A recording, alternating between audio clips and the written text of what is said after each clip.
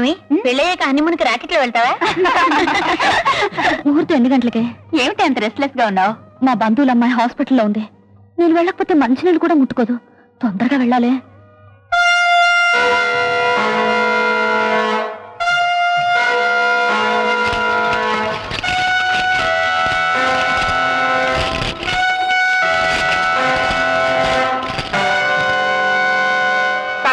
మీరా sir? ఎవరు sir ఈ పని? ఈ పెళ్లి ఒకళ్ళని చూడాలి. ఎవరు సార్? ఎవరిని చూడాలి చెప్పండి, నేను తీసుకొస్తాను. వీళ్ళే చెప్పను. ఆ మనిషి కనపడేదాకా ఎక్కడి నుంచి కదమ్మా. సార్ సార్ కాదని ఆగిపోయాయి సార్. గేటు మూసేసి గుర్తుకి ఎలా సార్? నా ఉద్యోగం పోతుంది సార్. సార్ ఆ మనిషి కనపడేదాకా ఎక్కడి నుంచి వెళ్ళను సార్. నేను చచ్చిన ప్రాణం పడినా సార్ ఎక్కడి నుంచి వెళ్ళను. అయ్యో అయ్యగారు, మొత్తం తారుమారైపోయింది. రాజీ పెళ్లి చూసే యోగం మనకున్నట్లేదు. బయట ఎవరో పిచ్చాడు ఆసుపత్రి నుంచి వీల్ చైర్లో తప్పించుకొచ్చి గేటు గొలుసులు వేసి కట్టుకున్నాడట. ఎవరినో చూడాలట. చూసేంత వరకు గేటు తెరవడట. బయట పెళ్లి కొడుకు కారు ఆగిపోయింది. ముహూర్తానికి టైం అయిపోయింది. వీల్ చైరా? నువ్వు అతను చూసావా? చూడలేదు.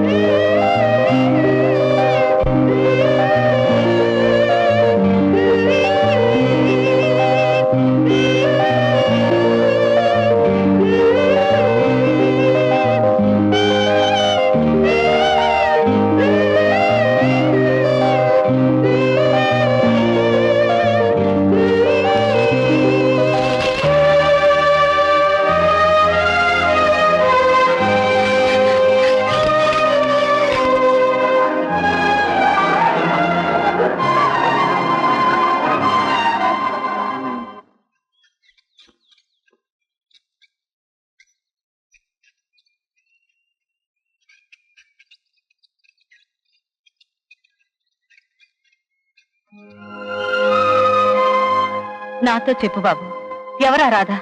ఎక్కడుంటుంది? నేనుగా ప్రయత్నించి కలిసిన వాళ్ళెవరు? నీకు కావలసిన వాళ్ళు కారని తెలిసిపోయింది. నువ్వైనా చెప్పు.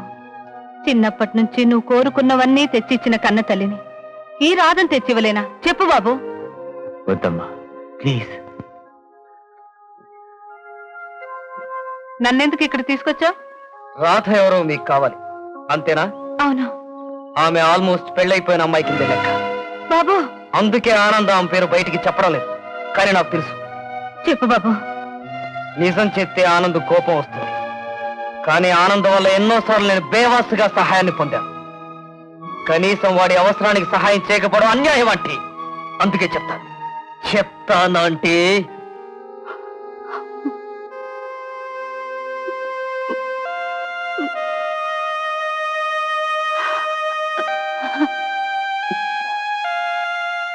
రాధా, డబ్బుతో కొనగలిగేది ఏదైనా నా బిడ్డ కోసం క్షణాల మీద కొని వాడి కాళ్ల ముందుంచగలను. కాని మనసు విలువ నాకు తెలుసు. నా బిడ్డ మనసు విలువ నీకు తెలుసు. వాడు నీ మీద ప్రేమతో పిచ్చివాడైపోతుండటం నీ కళ్ళారా నువ్వే చూస్తున్నావు. ఇంకా ఆలోచించటం ఆలస్యం చేయటం న్యాయం కాదు రాధా. వాణ్ణి నువ్వు ప్రేమించకపోతే ఆ మాట స్వయంగా వెళ్ళి నువ్వే వాడికి చెప్పు. మనసు మారితే కాని మనిషి దక్కడు. నా బిడ్డ నాకు దక్కాలంటే వాడి మనసైనా మారాలి, లేదా నీ మనసైనా మారాలి.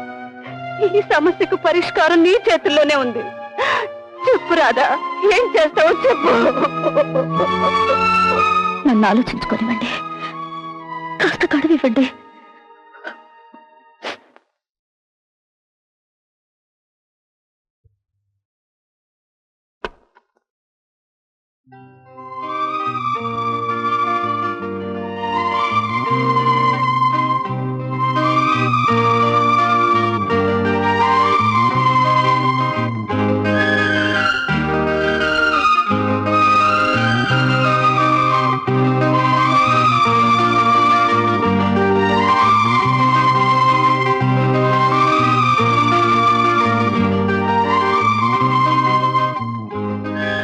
రాధా, నువ్వు వచ్చావా? నిజంగా నువ్వు వచ్చావా? ఏమిటండి మీ వెర్రి? మీ పిచ్చి ప్రేమతో నన్ను పిచ్చెక్కిస్తున్నారు. మీరు చేసే పనుల వల్ల 10 మందిలో నేను చులకనైపోనా? చెప్పండి. సారీ రాధా, నాకు తెలిసి నీ మనసు కష్టపడే పని నేనేం చేయలేదు, ఇక ముందు చేయను కూడా. ఒకవేళ అలా ఏదైనా చేసుంటే దయచేసి నన్ను క్షమించు. ఇక నువ్వు ధైర్యంగా వెళ్ళి రావచ్చు. ఎలా నిశ్చింతగా వెళ్ళను? మీరు సుఖంగా బ్రతికితేనే కదా. రాధా, నేను ఇంక సుఖంగా బ్రతకలేను. కానీ నేను సుఖంగా బ్రతకాలనుకుంటే ఏమిటిది చెప్పండి. భూమి ఆకాశం కలిసినట్టే కనపడినా అవి ఏనాడు కలవు. అంత పవిత్రంగా, అంత దూరంగానే, అంత దగ్గరగా మనిద్దరమే ప్రపంచంగా ఏకాంతంగా 1 గంట సేపు కలిసి గడిపితే ఆ తర్వాత నేను కన్ను మూసినా పర్వాలేదు.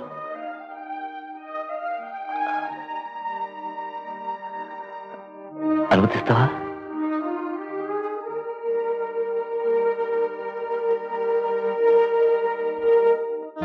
రాధా, నా జీవితంలో ఒక కోరికుంది. వెన్నెల రాత్రిలో సముద్రం ఒడ్డున నా ప్రియురాలి ఒడిలో తలపెట్టుకుని పడుకోవాలని. కానీ అది ఎప్పటికీ నెరవేరదు. నీ ఒడిలో పడుకునే అదృష్టం నాకు లేదు. అందుకే నీ ఒడి నీడల్లోనైనా పడుకుంటాను. కాదనవుగా?